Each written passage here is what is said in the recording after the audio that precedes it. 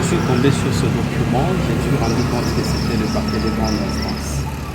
Et la question fondamentale que je me pose aussi, c'est celle de savoir qui est-ce qui a autorisé à ce qu'on puisse sceller le centre des jeunes. Parce qu'il s'agit d'un bien de la jeunesse. Et pour sceller ce bien de la jeunesse, il fallait passer par les organes qui chapeautent la jeunesse au sein de la province du Tanganyika, qui est le conseil provincial de la jeunesse. Et aujourd'hui, nous avons tous vu dans les réseaux sociaux et nous sommes descendus sur les lieux. Et le constat serait de voir le centre des jeunes fermé. La question que je me pose, qui est-ce qui a autorisé? Parce que ce bien nous appartient. Et pour des éventuelles procédures, il fallait toujours passer par le bureau du conseil. Je dirais que la responsabilité de la jeunesse, elle est là. Mais ce qui est vrai, c'est que ça, pour moi, je peux qualifier de la mauvaise procédure qui avait été amorcée par la Fondation Francine Mulumba. Pourquoi je dis ça? Parce que cette fondation n'est pas propriétaire du centre des jeunes. Cette fondation s'est pointée juste devant pour protéger le centre des jeunes qui avait tendance à être spolié par certains acteurs politiques dans les jours précédents. Et l'honorable sénatrice nous avait appelé pour nous demander qu'est-ce qu'on pouvait faire pour protéger le centre. Et nous, à notre niveau, nous nous sommes dit qu'on n'ira pas seul. Nous étions descendus son chapiteau avec quelques leaders des associations pour essayer d'échanger cette question. Et Madame la sénatrice nous avait rassuré que ce bien appartenant à la jeunesse doit être protégé.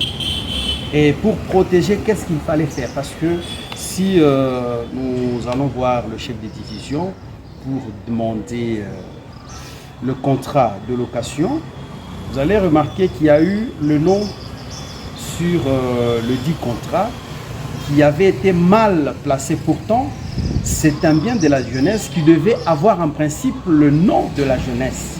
Mais pour protéger cela, parce que je ne peux pas citer le nom de la personne, pour protéger contre toutes ces tendances voulant spolier le centre des jeunes, l'honorable sénatrice nous avait rassuré que nous devons mettre cette fois-ci le centre des jeunes et au nom de la fondation. Vous voyez un peu, nous allons juste écrire mention Fondation Francine Mulumba pour protéger à ce que beaucoup d'acteurs politiques qui viendront ne puissent pas spolier le dit centre. Et nous, on avait compris l'initiative, en tout cas c'était bien, parce qu'elle-même nous avait rassuré. On peut rester comme ça tout en observant pendant un moment. Et après, vous pouvez continuer à mener vos activités tout en allant même au service attitré et prendre les documents, parce que nous, on savait qu'on avait déjà des documents. Et les documents sont entre les mains du chef de division. Mais curieusement, je vois ces documents du parquet portant ce qui a été mentionné là-bas. On vient de sceller les centres et je me demande pourquoi est-ce qu'on peut sceller. Mais si l'honorable sénatrice avait voulu entreprendre ou amorcer les travaux de réhabilitation de ce centre des jeunes, mais elle devait en principe nous contacter pour nous en tenir informés et non procéder de la manière dont ils ont fait. Franchement, la jeunesse ne sera pas contente de voir cet acte continuer. Le conseil, à notre niveau, sommes en train de mener d'abord les démarches au niveau du parquet général, du parquet des grandes instances, pour avoir des précisions du motif et en fait à ce que l'on puisse aller sceller le centre des jeunes.